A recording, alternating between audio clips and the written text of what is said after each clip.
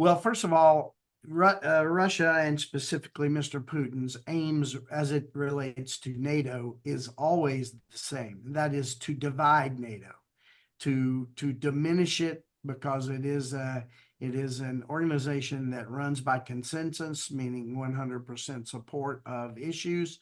And so Mr. Putin fights hard to get a crack in NATO to break it apart.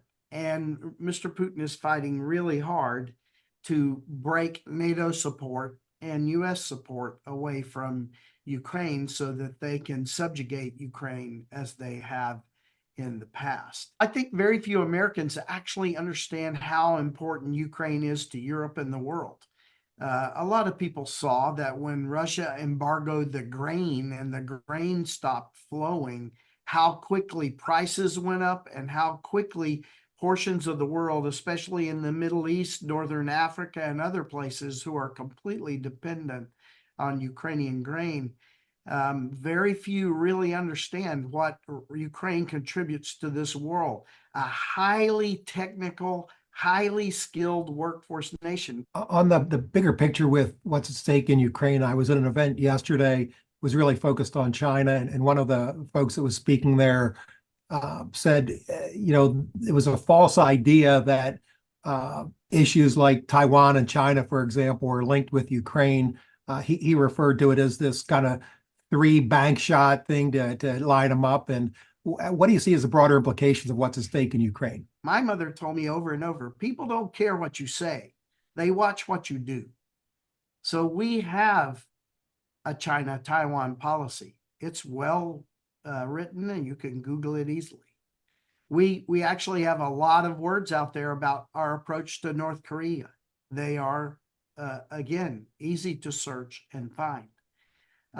And we have said over and over publicly kind of how we approach Russia, or Iran and Russia. But the fact of the matter is, people are watching what's happening in Ukraine. Our China-Taiwan policy is being written today in Ukraine. Our North Korea policy is being written today in Ukraine. Our Iran policy is being written today in Ukraine. People are watching what we do, not what we say. And sadly, there's a pretty big discrepancy between the two. General, what do you say to those who say Ukraine can't win? I think Ukraine absolutely can win. Remember in the first part of the war, when Ukraine was supplied in a way that was commensurate with the Russian supply, Russia made this big dash into Ukraine, and then Ukraine backed them out. Remember the maps 7, 8, 9 days into this war, and look at them now. Russia was strategically defeated on the northwest side of Kyiv. Russia was strategically defeated on the north and northeast side of Kharkiv, and those forces had to retreat back into Belarus and east into Russia to refit and refurb to rejoin the fight. In that sanctuary, they were allowed to refit and refurb, where we should have been pounding them during that time. And so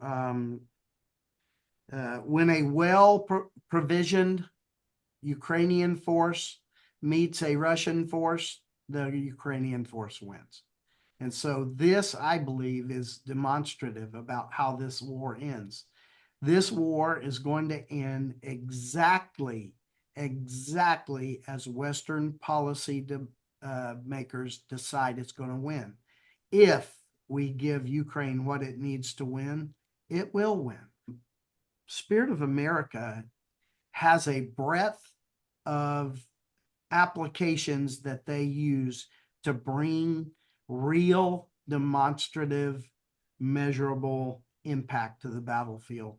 And they have a much shorter supply chain and entry chain than a lot of other organizations out there. I would just offer to people, this is an organization that you can trust to spend your money wisely, and you can trust that the money you spend is going to be impacting on the battlefield relatively quickly. Fact of the matter is, this organization does real work to change the dynamic on the battlefield.